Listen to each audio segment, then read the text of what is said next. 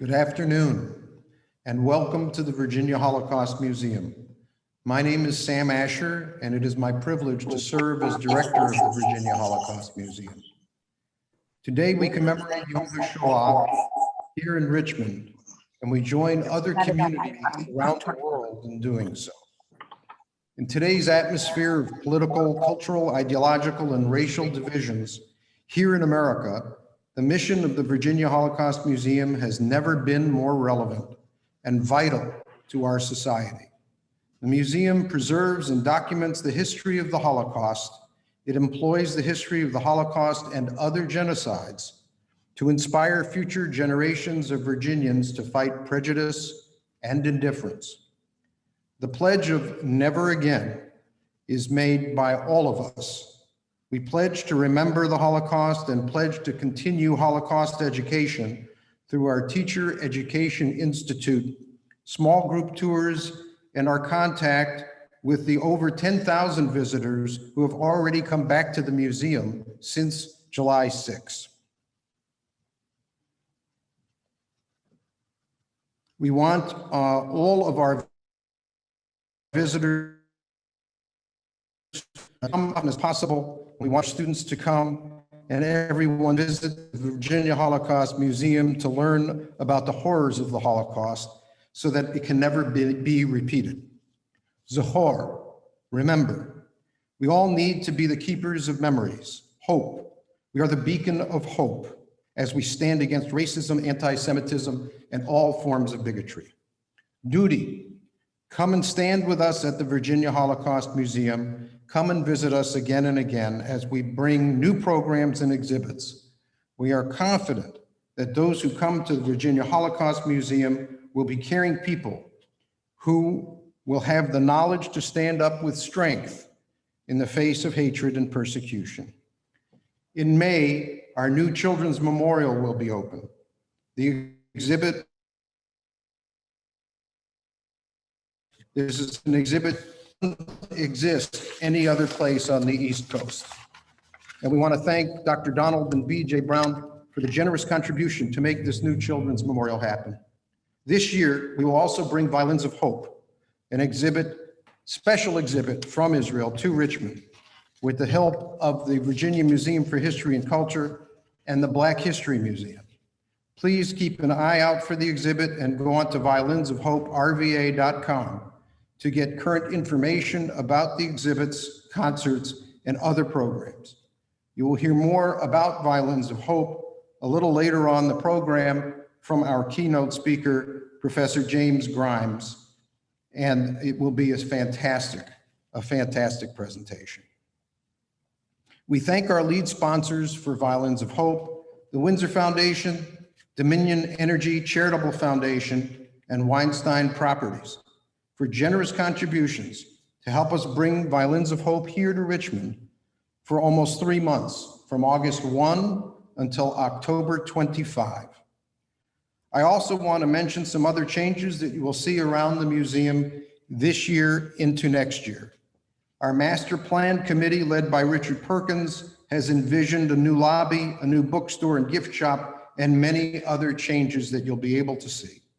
It's a very, very exciting time for our museum, and we count on you for your support to the museum itself and to our capital campaign as we move forward. I would be remiss if I did not thank Carol and Marcus Weinstein for their continuous support for the Virginia Holocaust Museum. Marcus is chairman of the board, and Carol helps us with so many projects.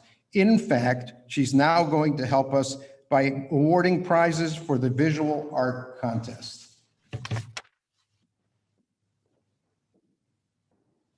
Thank you, Sam.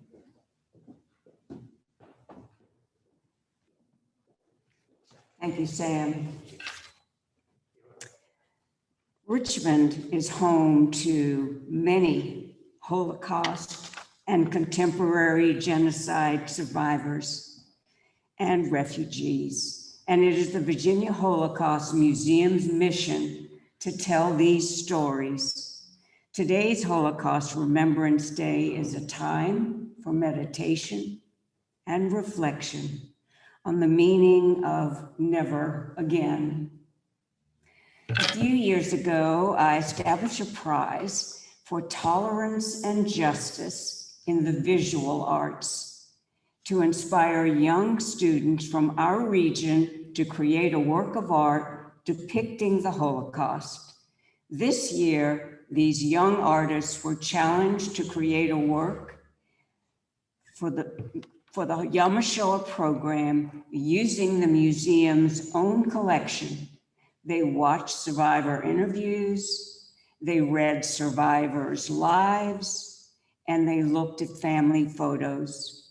I hope right now you can see on your screen the individual works of the 8 winners from the junior and senior divisions. I'll call out their names, but if you're seeing it on the screen, that will just be a duplication in order of ranking from first place to honorable mention. From the junior division, grades 6 through 8, Nikita, Eliza, Ava Grace, and Dylan. From the senior division, grades 9 through 12, Leah, Kaylin, Ella, and Irina. The prize money checks will be mailed to them shortly. The judges for this year's competition were the assistant curator here at the museum, Ali Coleda, and the teacher program educator at the Virginia Museum of Fine Arts, Twyla Kitts. These works will soon be on display in the hallway as you enter the main part of the Holocaust Museum, and they'll be on view for a year, so you will have plenty of time to see them. We hope you will pause to read what inspired their work and their description of its meaning. I know I speak for thank them for all their effort and commitment on the part of the staff and the young artists. Thank you.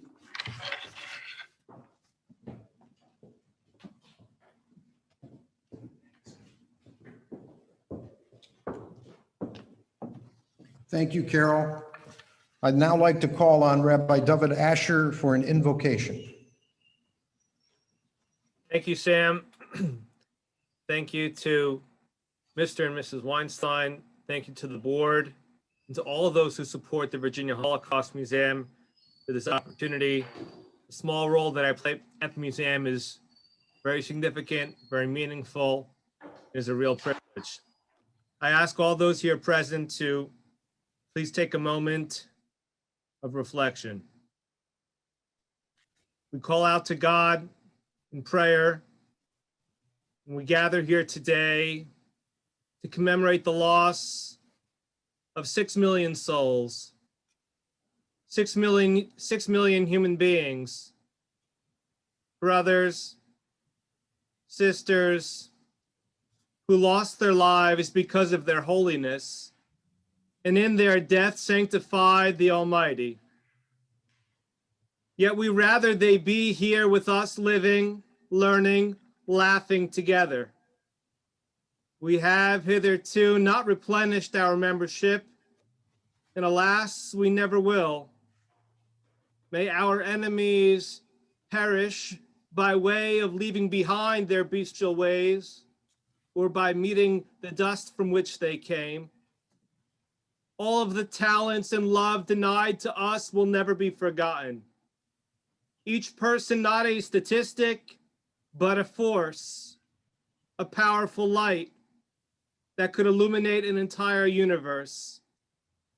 Zachor, we shall valiantly remember forever, so that their demise not be in vain, and so that our collective future will shine as brightly and as strongly as the stars in the sky to which we are compared. And may Almighty God grant fortitude and mercy and gumption and ingenuity and resolve to let it be so. And let us say, Amen. Thank you, Rabbi.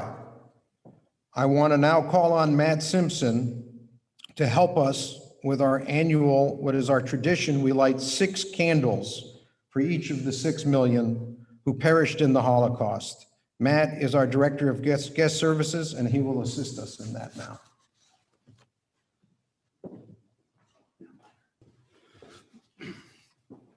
Thank you, Sam. Today's first candle will be lit by Helena Zim. Helena was born Helena Drexler in Lodz, Poland. Helena survived the Holocaust in Warsaw, living with false papers obtained by her father that identified her as Catholic with the name Wanda Kazusik.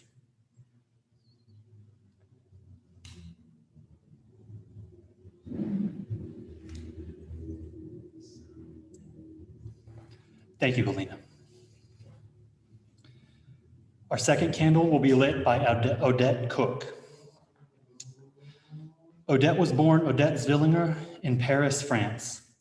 After the Nazi invasion, her father was arrested while the family was attempting to flee Paris. Odette and her sisters were taken in by a family in the French countryside where they survived the war.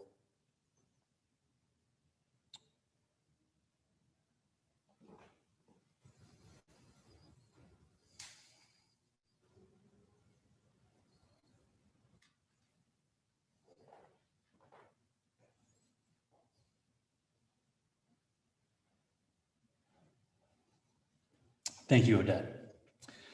Our third candle today will be lit by Inga Horowitz. Inga was born Inga Windemüller in Beckum, Germany. Inga's family lived for 4 years under Nazi occupation before immigrating to the United States. Inga is a longtime volunteer at the Virginia Holocaust Museum and serves on the board at Emek Shalom, Richmond's Holocaust Memorial Cemetery. Thank you, Inga. Our fourth candle today will be lit by Roger Loria. Roger was born in Antwerp, Belgium, and Roger and his mother Margot were prisoners of the Rivesaltes camp in France. After escaping, they were caught by the Swiss border guard and kept in a detainment camp in Switzerland until the end of the war. In today's service, Roger is using a candlestick that belonged to his maternal grandfather, Joseph Meisel, who was murdered at Auschwitz. The candlestick survived the war and was returned to Roger by a righteous Gentile. Thank you, Roger. Today's fifth candle will be lit by Henri Meisel. Henri is a French survivor who was born in Paris. The Meisel family attempted to flee the Nazis in 1941 by seeking refuge in Switzerland, but were denied entry. After losing both parents, Henri was placed in a Catholic orphanage in Avignon, France. Thank you. Our final candle today will be lit by Maurice Schwartz. Maurice is a second-generation survivor, lighting a candle in memory of children who perished during the Holocaust and in honor of all second-generation survivors. Maurice's parents were both survivors of multiple camps, including Theresienstadt and Bergen-Belsen. May their memories and the memory of all victims be for a blessing. Thank you, Maurice, and thank you to all 6 of our participants today.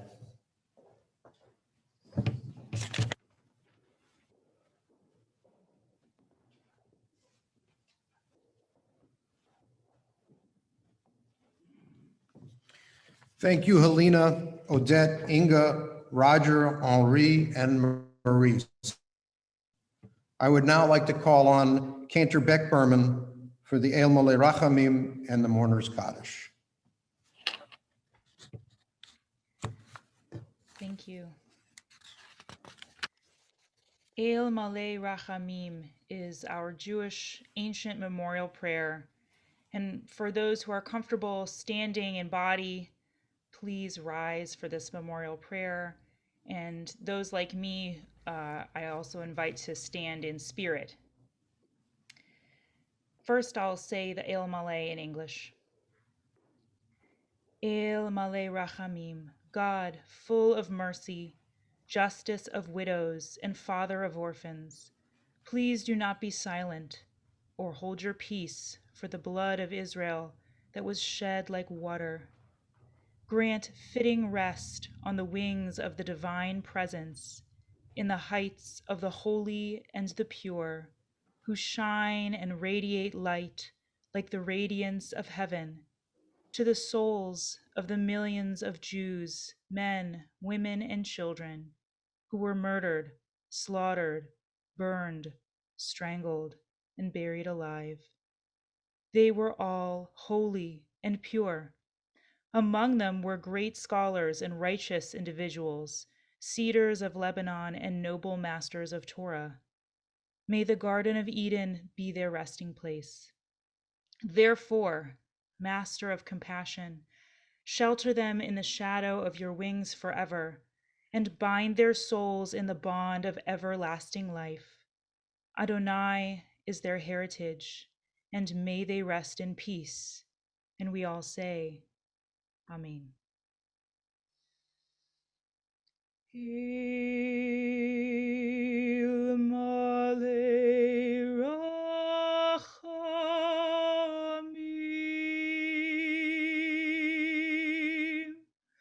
dayan almanot va'avitomim. אל נא תחשב ותתאפק לדם ישראל שנשפך כמים.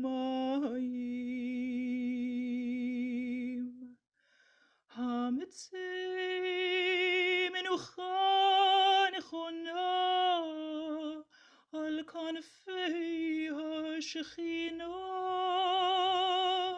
במעלות קדושים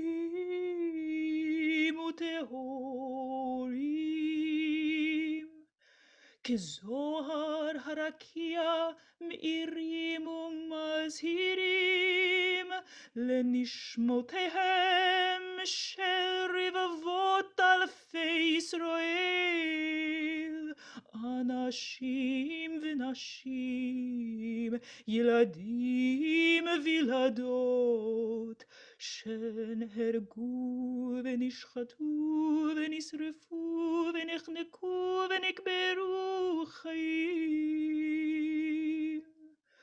כולם קדושים וטהורים, ובהם גאונים וצדיקים, ארזי הלבנון, אדירי התורה. בגן עדן תהא מנוחתם.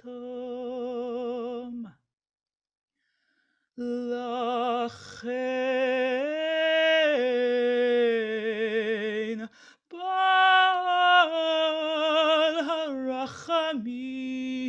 הרחמים יסתירם בסתר כנפיו לעולמים, ויצרור בצרור החיים את נשמותיהם. אדוני הוא נחלתם, וינוחו ושלום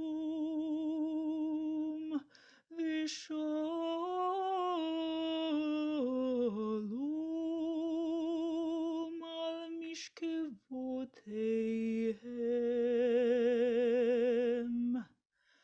ונאמר, and let us say, Amen.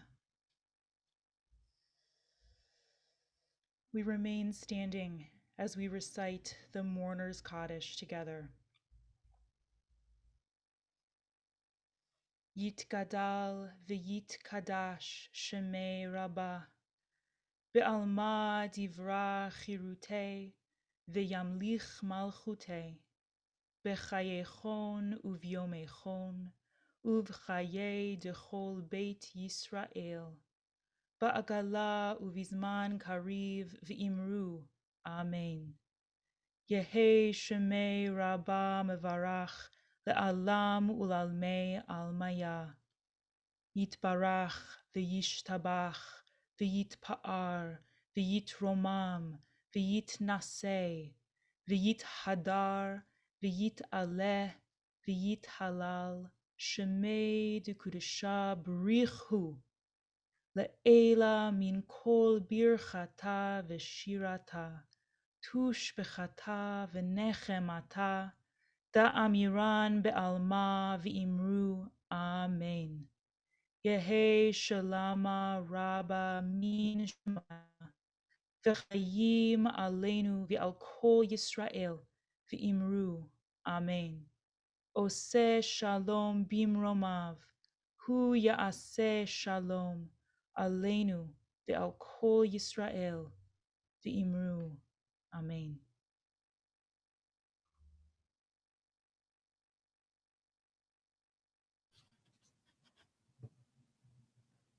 Thank you, Cantor. The Violins of Hope will be coming to Richmond August 1 through October 25th, and they will be displayed at the Virginia Holocaust Museum, the Virginia Museum for History and Culture, and the Black History Museum. Those are your leading and sponsor agencies for the exhibit. The opening concert will be held at the Cathedral of the Sacred Heart on September 9, 2021. All other programming is being rescheduled since we had to move this back because of COVID, and will now be found on violinsofhoperva.com as we reorganize all of the programs that had been set previously. It is now my pleasure to introduce Professor James Grimes, the author of Violins of Hope, Instruments of Hope and Liberation in Mankind's Darkest Hour. Professor Grimes, a native Richmonder and a VCU grad, wrote the book Violins of Hope and is going to be our keynote speaker and involved with our bringing the instruments here in the future. Professor Grimes is an internationally respected musicologist, a critically acclaimed author, and a dynamic speaker who's addressed audiences at significant public institutions and venues like Weill Recital Hall and Carnegie Hall, and the American Israel Public Affairs Committee, and the historic 16th Street Baptist Church in Birmingham, Alabama. Dr. Grimes has been featured in interviews with the New York Times, ABC News, and so on and so on. We are so happy to bring him here for you today so he can speak about the violins. After Professor Grimes speaks, you will be hearing a concert with Jocelyn Vornberg of the Richmond Symphony and David Fisk, formerly of the Richmond Symphony, and now with the Charlotte Symphony. Special thank yous to all of our board and staff and all who have helped us with this program, and particularly Martina James Nally, Abby Cottrell, and Sarah Hunt. So we want to thank you all for attending. It's different for us to do this virtually. Next year, we hope we will do it live. Thank you again. And now it is my pleasure to give you Dr. James Grimes.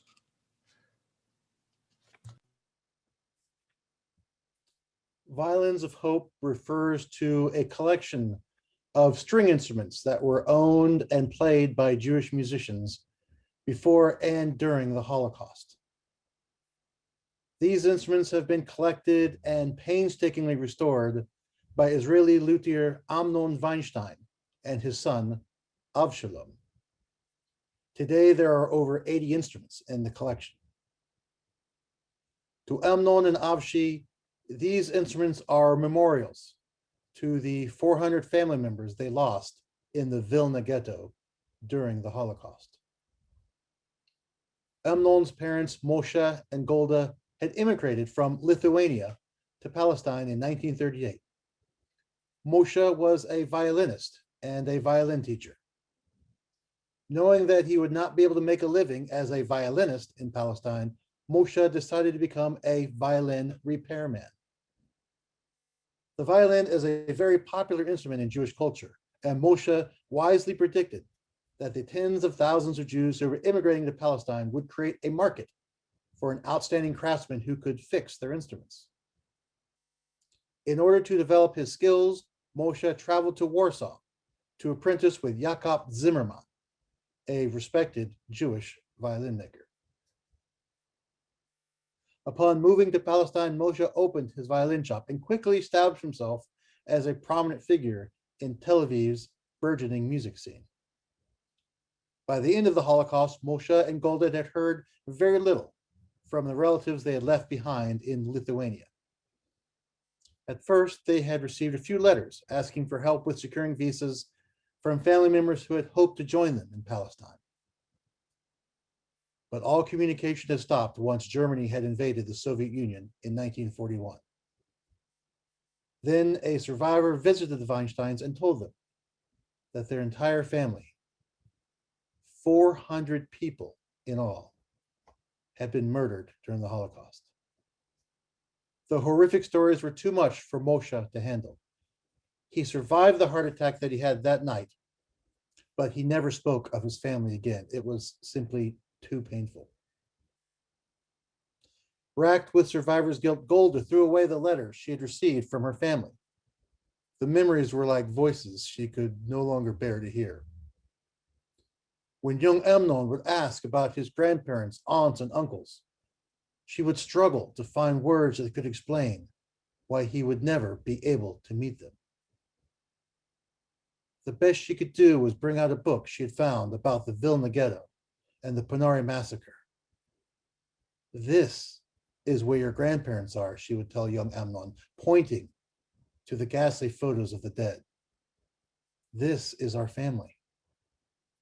She would break down in tears, unable to explain further. Although they could never bring themselves to discuss their dead relatives, the guilt and sorrow Moshe and Golda felt over their devastating losses permeated the Weinstein household, and with it, Amnon's childhood. There were tangible reminders as well. The Weinstein apartment was the first stop in Palestine for survivors from Vilna who were hoping to start a new life in the land of their biblical ancestors. Moshe welcomed them all into his apartment for homemade meals and warm beds until they could find homes of their own. Young Amnon was frightened by the emaciated guests who were startled by every noise. He could not understand why they hid leftover bread under their pillows and blankets.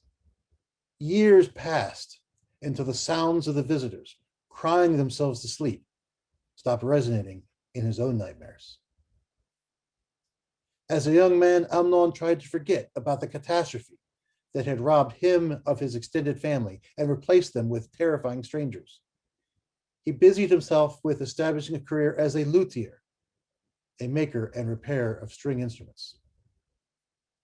When Moshe passed away in 1986, Amnon took over the family business. In 1998, he continued the dynasty that his father had initiated by starting to train his own son, Avshalom, who may be the first third-generation Jewish luthier in history.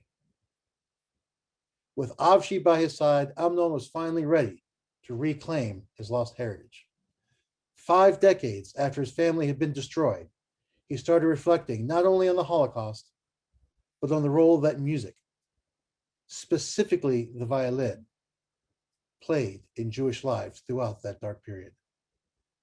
Amnon and Avshi began locating and restoring violins that were played by Jewish musicians during the Holocaust.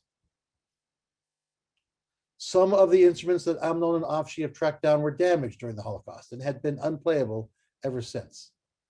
But once they bring them into their workshop, Amnon and Avshi pour their hearts, their souls, and their considerable expertise as master luthiers into breathing new life into them.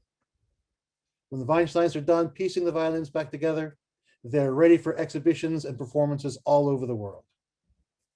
Although some of the musicians who once played the neglected and severely damaged instruments were silenced by the Holocaust, their voices and spirits live on through the violins that Amnon and Avshi have lovingly restored. These are the instruments that they have called the violins of hope. Each violin in the collection tells its own story. In my book, Violins of Hope, I have the honor of chronicling the stories of 6 of those violins and of what they and their owners went through together during the Holocaust. One of the earliest stories I tell in Violins of Hope is that of Erich Weininger.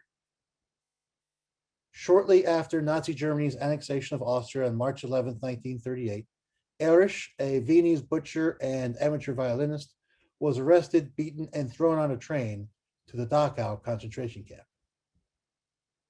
Although the prisoners were closely watched most of the time, the guards often left them unsupervised on Sundays. Some prisoners took advantage of their free time to socialize with other prisoners or to read newspapers. Composer Herbert Zipper did something quite extraordinary.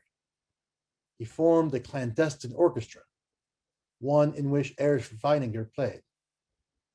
Zipper's 14-piece orchestra performed in a latrine building that was still under construction. Their repertoire consisted of well-known classical works, as well as music that Zipper composed in his head each week during forced labor. He wrote out the pieces late at night when he was supposed to be cleaning toilets. Zipper notated the music on strips of paper that fellow prisoners would tear from the margins of Nazi newspapers and painstakingly piece together.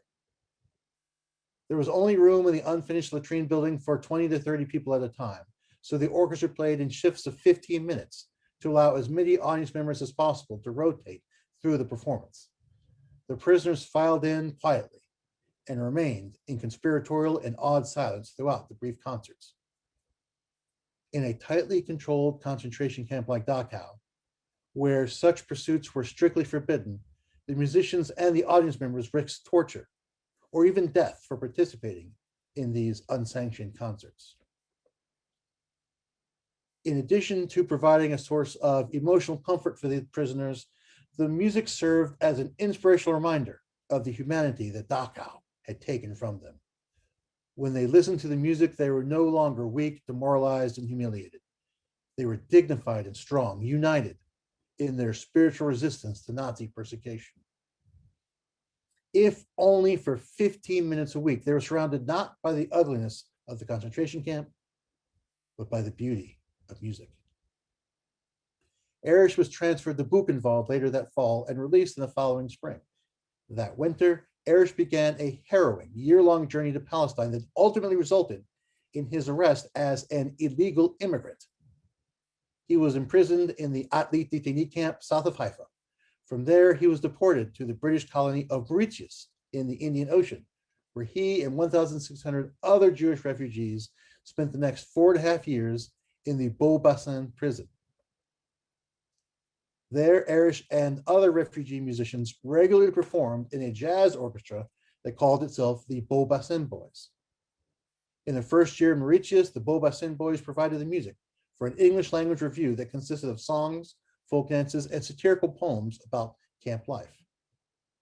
The vaudeville show was a big hit among those in attendance, which included the British commander of the camp and his wife, as well as members of the press.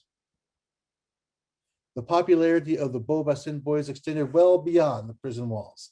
Their performances were broadcast over the radio, and they were even allowed to leave the prison several times a week for performances. The band played at dances, weddings, and other official and festive events throughout Mauritius, including parties hosted by the island's governor. These performances gave the musicians their only moments of freedom. When the Violins of Hope come to Richmond this fall, Erich Weininger's violin will be on display in the Virginia Museum of History and Culture. One question that people often ask me is how the Weinsteins find the violins. In the case of Erich Weininger's violin, the instrument was brought to the Weinsteins by Erich's son, specifically to be included in the Violins of Hope project. Other instruments find their ways to the Weinsteins in less direct ways. In October 1941, Feivel Weininger was taken with his family on a death march through the snow from Romania to the ghettoized territory of Transnistria. His uncle and mother died along the way. Feivel ended up in the Shagorod ghetto, where he got his hands on a violin and quickly became popular among Romanian officers and Ukrainian peasants looking for entertainment. He was happy to play in exchange for supplies that he could bring home to his family. By playing the violin for the next 3.5 years, he was able to earn enough food, water, and precious firewood to sustain himself and 16 family members and friends for the remainder of the Holocaust. Afterwards, Feivel immigrated to Israel bringing with him his family and the instrument that he called simply friend. As his daughter Helen, who was just a baby when their family had been expelled from Romania, was growing up, he would take out his friend and play it for her regularly. He would tell her the story about how this friend had saved his life and her mother's life. As Fievel aged, he developed arthritis that made it difficult to play friend. After a few years of not even touching the violin, he told Helen, "I want to play again." He was approaching the age of 90. "Okay, what can I do?" she asked. "Please, I know my friend is not in good shape. Perhaps you could get him repaired for me." Helen is not a musician. She didn't know anything about how to get a violin repaired, but if you ask around in Israel, there's only one name that keeps coming back, and that is the Weinstein Workshop. So she took the instrument to Amnon. "Can you please repair this violin?" she asked, but she didn't tell Amnon about the instrument's astonishing history. Amnon, typically busy, asked her, just leave it on the table there. I'll look at it later this afternoon, and I'll give you a call. A little while later, Amnon telephoned Helen to tell her that the instrument was in serious disrepair. He explained that it would be rather expensive to fix the violin because he would have to take it apart for extensive restoration. "Why don't you just buy a new violin?" Amnon asked, pointing out that it would be much cheaper.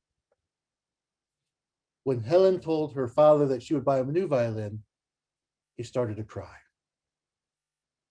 "No," he said, you don't understand. It's not just about playing the violin again. It's about playing my violin again, my friend. Please, isn't there something you can do? He's my best friend." Helen returned to Amnon and finally told him about the role that the instrument had played during the Holocaust. This changed everything.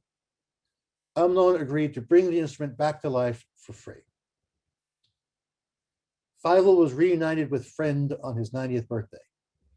He tried to play the instrument, but his advanced arthritis made that impossible. But this didn't matter. Fievel was elated just to be able to once again hold his friend in his arms. He cherished the instrument to his last day, hugging it as his eyes welled with tears for this friend who had saved him and his family. After Fievel passed away, Helen donated friend to the Violins of Hope Project. It now travels all over the world with the rest of the collection. Fievel Vinegar's friend will be on display at the Virginia Holocaust Museum this fall. As I travel and now Zoom all over the country talking about the various roles that music played in Jewish lives during the Holocaust, people are often shocked to learn that there were orchestras in many of the camps. It seems inconceivable that an ensemble that we would associate with such great beauty would be in places of such great despair. The large camp complex that we collectively refer to as Auschwitz was home to a number of ensembles, including a large orchestra in the Auschwitz main camp, orchestras in the men's and women's camps of Birkenau, and several other ensembles throughout the Auschwitz complex. These orchestras were composed of musicians who were recruited from the prisoner population. The orchestra's main responsibilities were to play marches at the camp gates to provide a cheerful facade and rhythmic orderliness as the work details marched out of camp and returned every day. Day in and day out, the schmaltzy music the musicians were forced to play formed a macabre counterpoint to the daily deaths in Auschwitz. The ensembles also performed during executions, roll calls, and official visits by luminaries, ranging from SS Commander Heinrich Himmler to a delegation of the Red Cross. The orchestras would sometimes play as the trains came to a stop at Auschwitz. Survivors recall the doors being thrown open of the cattle cars. Their first sights were of a beautifully manicured lawn. The first sounds they heard were of an orchestra. The music placated the prisoners as they lined up for the selections that would decide who would be immediately sent to the gas chambers and who would be allowed to live a little longer. The music lied to them about the true nature of what would prove to be the final destination for over 1 million prisoners. As a reward for their contributions to camp life, the orchestral musicians sometimes received preferential treatment. This included special uniforms and lighter work details such as copying music and repairing musical instruments. Many other performers were assigned to work in the kitchen, giving them access to extra food while also allowing them to work inside. But membership in the orchestra did not by any means spare the musicians from reassignment, deportation, or death. One violinist was selected for execution during a rehearsal. He was allowed to finish the piece before being taken away and murdered. A total of 800 musicians performed during the Auschwitz Main Camp Orchestra's 4-year existence, even though the ensemble never included more than 120 musicians at any given time. After their liberation, some of those who survived by playing in the orchestras at Auschwitz went on to have distinguished musical careers. Many, however, refused to ever play again. It was simply too painful to even touch their instruments. One survivor of the Birkenau Men's Camp Orchestra sold his instrument to Abraham Davidovich. Abraham passed it on to his sons, who eventually brought that instrument to the Weinsteins to be added to the Violins of Hope project. As one of the Davidovich brothers told me proudly, it will go on playing after me, and I hope for many generations.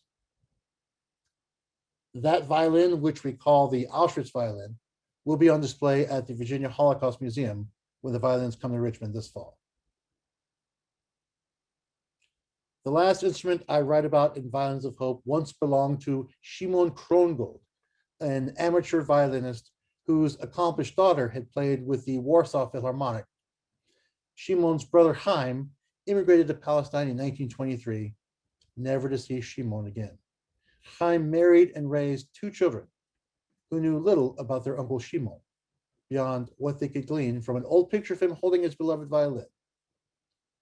Chaim heard that Shimon escaped from Warsaw to Russia and then to Tashkent, Uzbekistan. Later, he learned that Shimon had died of typhus in Tashkent. In 1946, a man visited Chaim's apartment in Jerusalem to bring him Shimon's violin. The violin stayed with the Krongold family in Jerusalem as one of their only remembrances of Shimon. Chaim's son Nadir later traveled to Tashkent to try to find his uncle's grave, but even the Jewish community there was unable to uncover any information about it.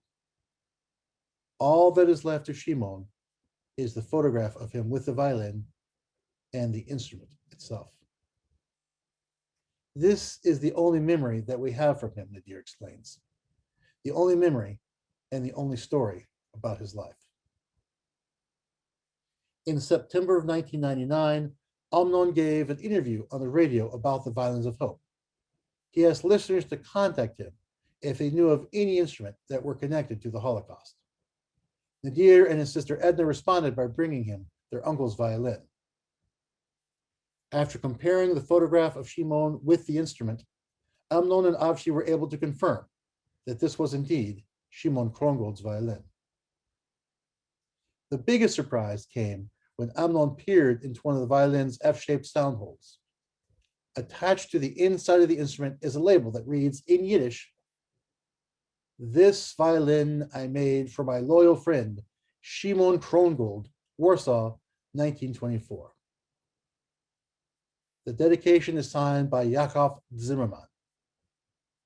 Amnon and his son Avshi were holding in their hands an instrument that was made by the very same man who had taught Amnon's father how to repair violins more than 60 years earlier.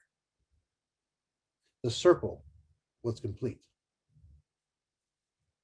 Since adding Shimon Krongold's violin to the Violins of Hope collection, the Weinsteins have discovered another instrument by Zimmerman, one that Zimmerman decorated with no fewer than 5 Stars of David, 4 in the corners of the top of the violin, and a larger Star of David in the center of the violin's back. When they found the instrument, it was in very poor condition. The varnish was almost gone, and the wood was weathered from having been played extensively outside in the sun and rain. It took the Weinsteins 18 months to complete the repairs. You will have the chance to see the restored instrument and its 5 Stars of David in the Virginia Holocaust Museum this fall. For every violin that is recovered, there are thousands that may never be returned to the family of their previous owners.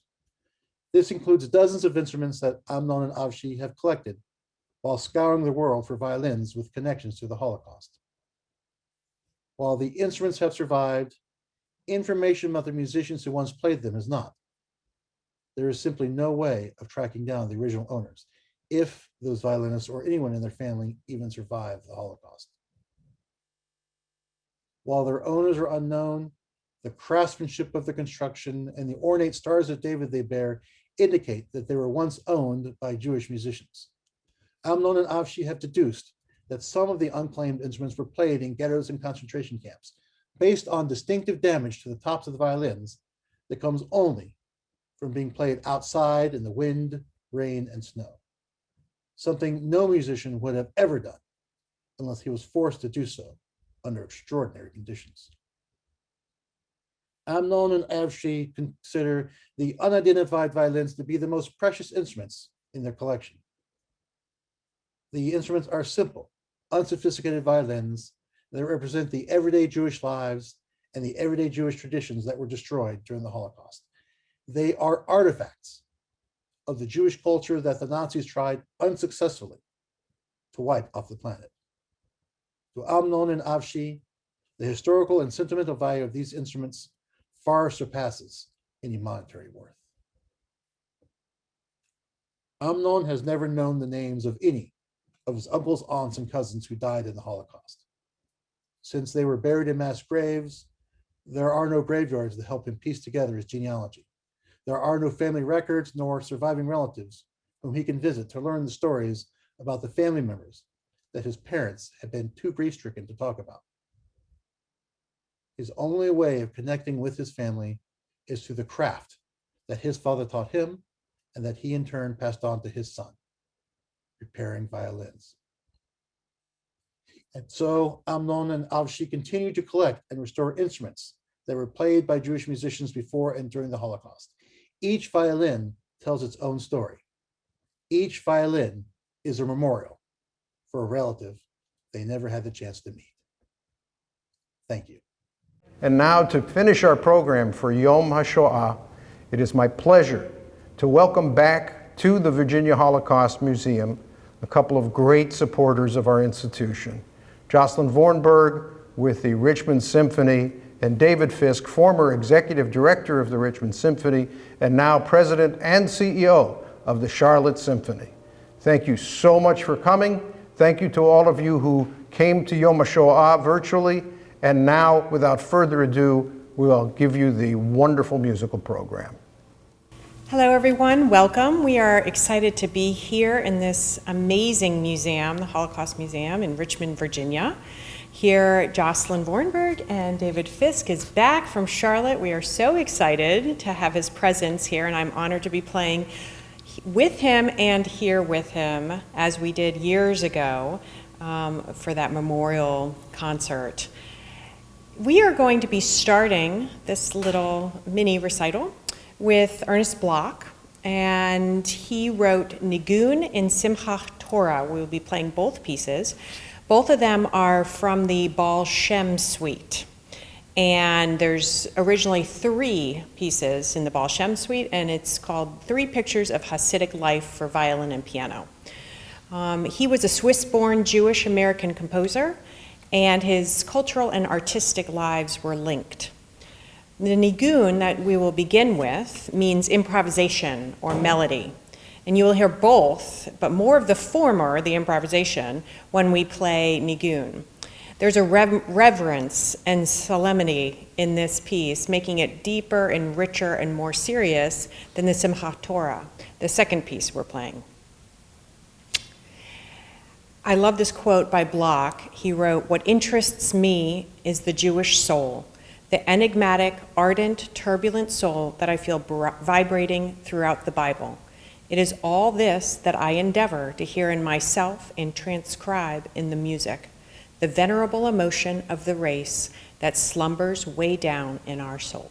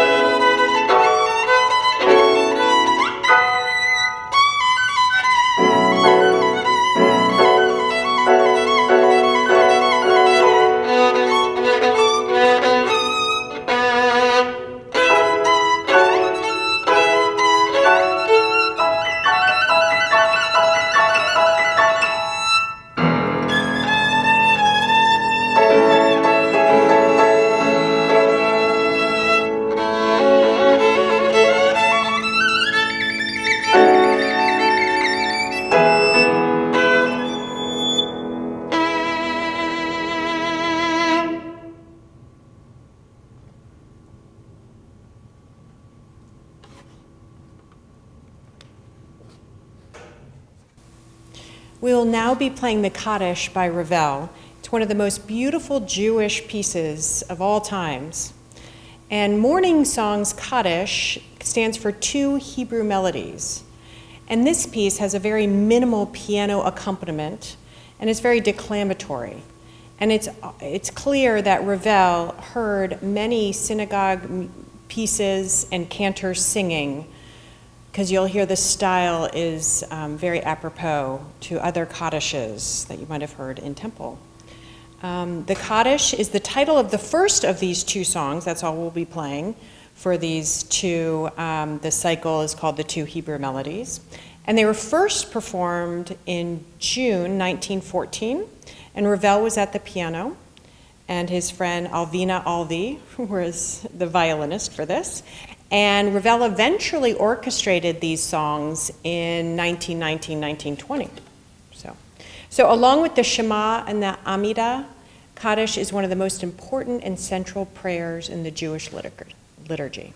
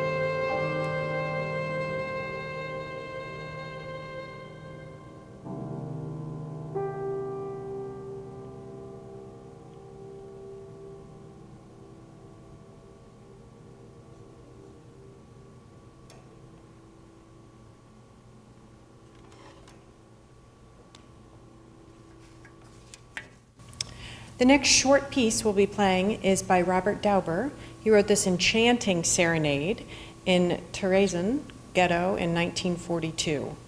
It's now published 60 years after Dauber died from typhoid at age 22 in Dachau, March 1945. One of his biggest influences in his composing was his father, Adolf Dauber, very well-known composer and arranger and director of an orchestra in the 1920s. Dauber wrote a lot of salon music. Hope you enjoy this.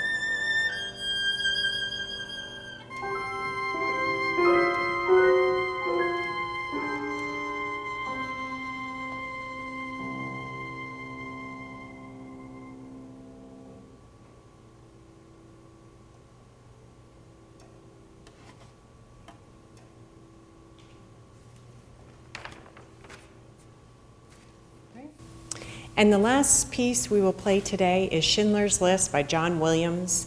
We'll be playing all three movements of it. The theme is the first, and then Krakow Ghetto, Winter 1941, and the last movement is named Remembrances.